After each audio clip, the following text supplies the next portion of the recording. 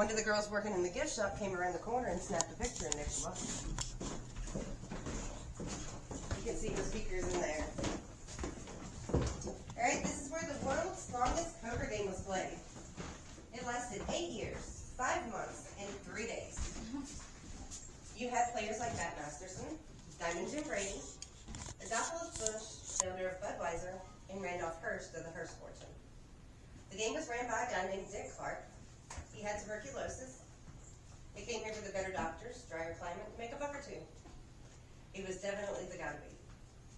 There was $1,000 buy-in to this game, which is about $30,000 in today's money. The house, of course, got 10%. And in that 8 years, over $10 million crossed that table. Damn. They didn't even finish the floor because that game started. I thought it was because everybody chewed tobacco. The figure. But remember I said, it looks like everybody literally said, guys, let's go home, and that's what they did?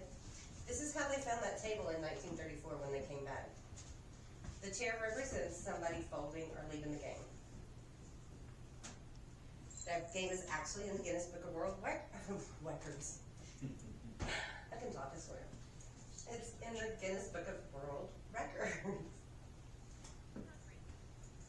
It would suck to play a game that long and nobody wins. And anybody down on your luck tonight, now's your chance. They throw the money on the table for good luck. Or the owner says, so that they can say they were a part of that game. I go for good luck. Because I threw a couple bucks up there one night, and bought a lottery ticket and won $50. And I keep forgetting my dollars because, you know, they don't make pockets in these things. And I ain't won nothing since, so that's what I go with.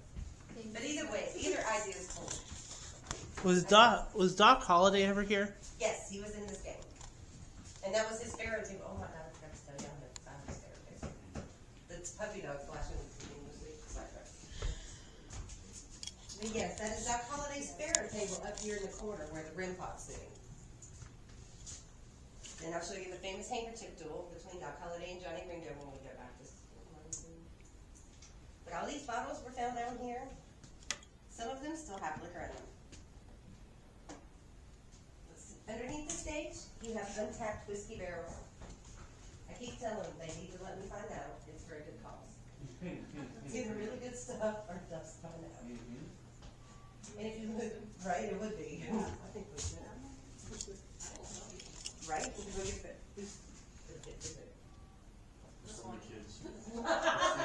Right? I got some Vaseline in it.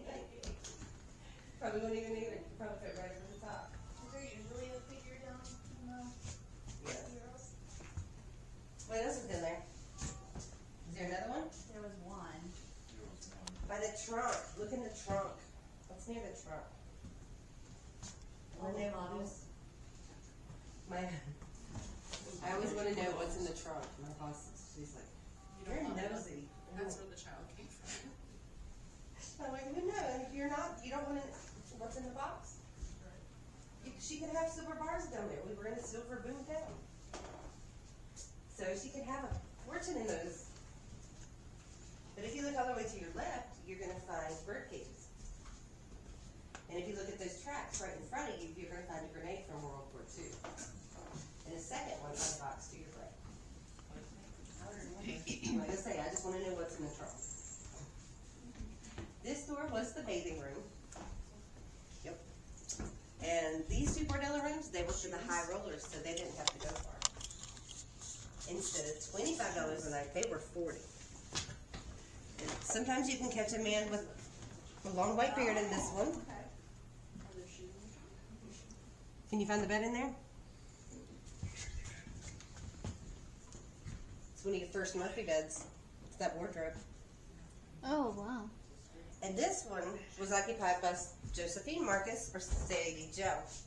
Her license to practice prostitution is hanging in the frame by the door. Tombstone in the 1880s, there were over 3,400 licenses to practice prostitution issued here. I just want to know what the final test was. Is that from below? I think that's the screw. Oh, screw. Hold this shut. Okay. Because they're screwed shut. And hold on to your camera if you put it through there, because they will knock it out of your hand. And that is, again, above my pay grade. Tombstone was only 18 blocks long, and they had 106 saloons here. So definitely no shortage of women or whiskey. And your nude photo of Sadie Joe, that was meant for Sheriff Behan, because that's who she moved here to be with, but it didn't surface until after Wyatt Earp died. She was so distraught over his death, she didn't even attend the funeral. My husband would haunt me for sure. In here is the document room. There's a lot of faces of the ladies that used to work here. A lot of faces to the names you've heard around town. A lot of cool stuff. Tombstone had a huge Chinese population. It was ran by China Mary. She also controlled the underground opium dens. And your bullet hole in the bar was meant for that lady in the burgundy frame. That is Miss Minnie, or Big Minnie as they called her. She was almost 6 foot tall, which is unheard of back then. And she was 230 pounds of pure lusciousness and a pink tutu. She was also the bouncer. But she threw a guy out, and I guess ashamed to be thrown out by a woman, he turned and fired. It was also a bad shot he missed. You have Madame Moustache in the corner. I heard she really did have a mustache. But she controlled the French ladies. And here in the double frame, you've got Billy Milgreen and Gold Dollar. Gold Dollar murdered Margarita here. Margarita had the hots for her man. She told her that if she did not leave him alone, she was going to cut out her heart. Well, she went on break at the Crystal, came down here, and sure enough, Margarita was sitting in his lap. So she grabbed a dagger from her garter and stabbed her to death. Somebody yelled that Marshall was coming. Her and Billy fled out the back door. They never seen them again. Probably Mexico, more than likely. But it took them 100 years to find the murder weapon. They were doing excavating by where the outhouses were, because, you know, that's where you find you good shit. And that's where they found the murder weapon used to kill her. Today it's locked in a safe. Do you know why they called Big Nose Kate Big Nose Kate? She had big nose. She had the sucker stuck in everybody's business. Ah, Sean, you were right. She was nosy. Nosy, okay. Now, does she not look like Mila Kunis? Oh my Oh, God, yeah. yes, she does. Then you have Patrick Swayze and drag down there on the end, Miss Birdie Wood. I mean, Does it not look like Patrick Swayze? Oh God. Every time I go through, I see I'm not arguing that fact. it. But yeah, she's Yeah, stunningly She like is dead on. Charlotte and Lopez. Yeah, they have to be related. Well, Mila Kunis is Russian. Yeah. And she's Lopez, so you would think, Well, right? yeah, Lopez is not not Russian. Russian. Yeah. She's probably native to the region. Very pretty though. Yeah, very, very similar, very pretty. And Yeah. then, of course, she was from Budapest. In there, yeah. And it's funny how they get here. I mean, I didn't know that was an option. To just go travel, just Yeah. to go overseas. You have Irish Mag. And let's see what. Like, she controlled the French ladies, and then you have China Mary. She Yeah, what's the controlled. China Mary story? I forget. There was a huge Chinese population That's here. right. It was around 3rd Street, where I live. And Isn't it the China bed and breakfast? Yes. Okay.